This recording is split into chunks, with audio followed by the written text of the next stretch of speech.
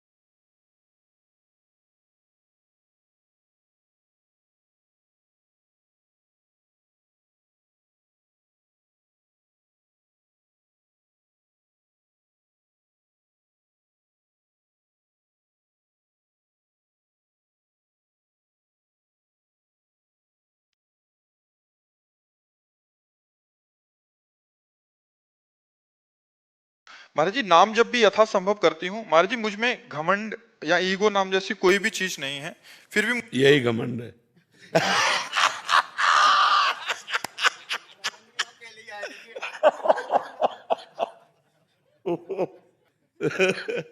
मरीज कह रहा है डॉक्टर से मैं बीमार नहीं हूं, डॉक्टर कह रहा तुम बीमार। तो महाराज जी फिर भी मुझे सब ऐसा समझते हैं कि मैं घमंडी हूँ। सही सही सही समझा, सही समझा। उसमें आप भी ऐसा ही समझ रहे हैं। देखो, घमंड ना होने पर आपको ऐसा अनुभव होगा कि मैं समस्त जीवों से नीच हूं।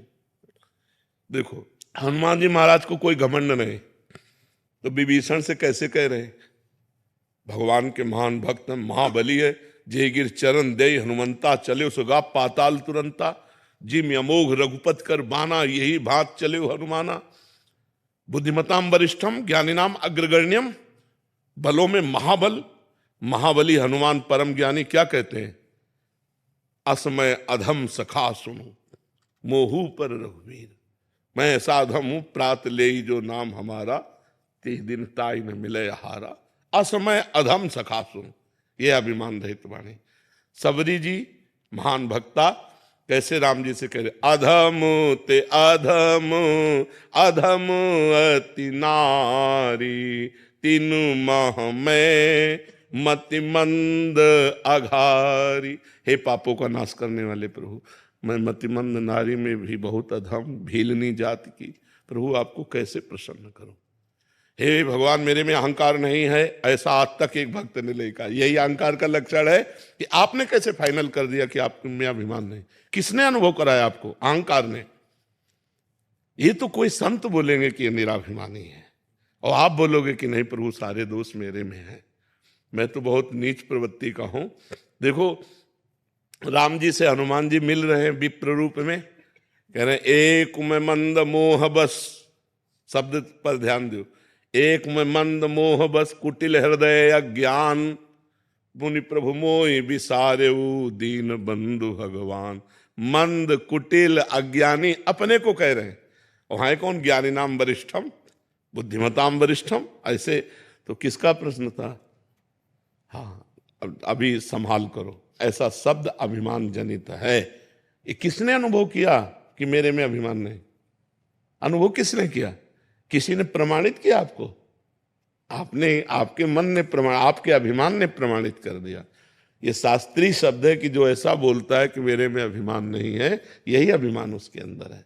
देखो गोस्वामी तुलसीदास जी लिख रहे हैं, जो मैं अपने अवगुण कहूं, बाढ़ई कथा पार नहीं लाहूं। मैं अगर अपने अवगुणों की कथा कहूं तो पूरा एक ग्रंथ लिख जाएगा। गोस्वामी जी कह रहे हैं, जो अभिमान रहित महापुरुष है उनका हृदय ऐसा होता है। तपन रूढ़ जी।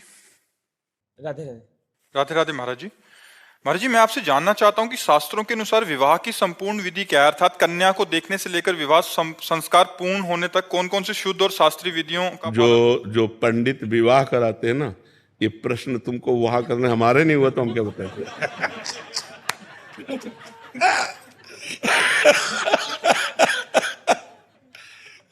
अब उससे पूछ रहे विवाह की विधि जिससे कभी विवाह नहीं हुआ। भाई उस पंडित से पूछो जो रोज विवाह करवाता है, जिसका विवाह हुआ है। हम इतना जरूर कहते हैं कि भगवान से प्रार्थना करो कि जीवन साथी पवित्र मिल जाए। ऐसे कलिकाल में जीवन साथी पवित्र मिलना बड़ा कठिन हो रहा है। ये जो गर्लफ्रेंड वाइफ फ्रेंड का चला है, इसमें संसार समुद्र से भगवान बचाए, वही बड़ा विचित्र संसार से तो बच्चा। ना तो हमको इसका ब्याह आदि का ज्ञान है और ना हमने कभी पंडिताई कराई है। तो इस विषय को तो जानकारी उससे करो जिसका ब्याह हुआ है, जो ब्याह आदि कराता है। वो सब ये बातें हम तो वेदांत, भक्ति योग, अष्टांग योग, कर्म योग, यही बातें जानते, ज्यादा हमें पांडित्य का तो ज्ञान है नहीं। ये तो जो पंडिताई वंडिताई करावे उससे है नहीं। हाँ, इसका हमें ज्ञान नहीं बच्चा, और ना इस विषय में हम कभी गए। बचपन से बाबा जी रहे तो हम इस विषय को जानते। अब जिस विषय को हम जानते नहीं उस विषय को क्या हम वर्णन करें जी। राजन सिंह जी मथुरा से। महाराज जी, बाबा पूछ रहे हैं कि आप एक मंदिर में गए और वहां एक सूरदास जी मिले। उन्होंने मेरे से पैसे मांगे, मेरे पास पैसे नहीं थे, मैंने मना कर दिया। सूरदास जी ने गुस्सा हो गए और बोले, मैं तुझे श्राप देता हूं कि तेरे को कभी नींद नहीं आएगी, ना ही मल मूत्र का त्याग कर पाएगा, जन्म जन्मांतर दुख पाएगा। महाराज जी, इस श्राप से मुक्ति का ऐसे लोगों की बातों का कोई प्रभाव नहीं पड़ता। ऐसा हो तब तो पूरे विश्व को सब लोग त्रासित कर दे। पाखंडी लोग लोगों को परेशान किए हैं। कार से उतरे, दरवाजा खटखटाए और संत वेश में, हम यज्ञ करने जा रहे हैं, हमको इतने 1000 रुपया दो, नहीं दोगे तो तुम्हारा लड़का। और वो घबरा गया कि गृहस्थ आदमी, यार साधु ऐसा, वो साधु हो ही नहीं सकता। जो रुपए के लिए तुम्हें साप दे, जो रुपए के लिए तुम्हें त्रासित करे, जो अपनी कामना तुम्हारे सामने रख दे, वो साधु ही नहीं है। पक्की बात समझो। साधु तुम्हारे हित के लिए। गोस्वामी जी कहते, साधु ते होए न कारज हानि। कभी संत से तुम्हारे कार्य की हानि नहीं हो सकती। कभी मंगल भवन भगवान के दास के द्वारा तुम्हारा अमंगल नहीं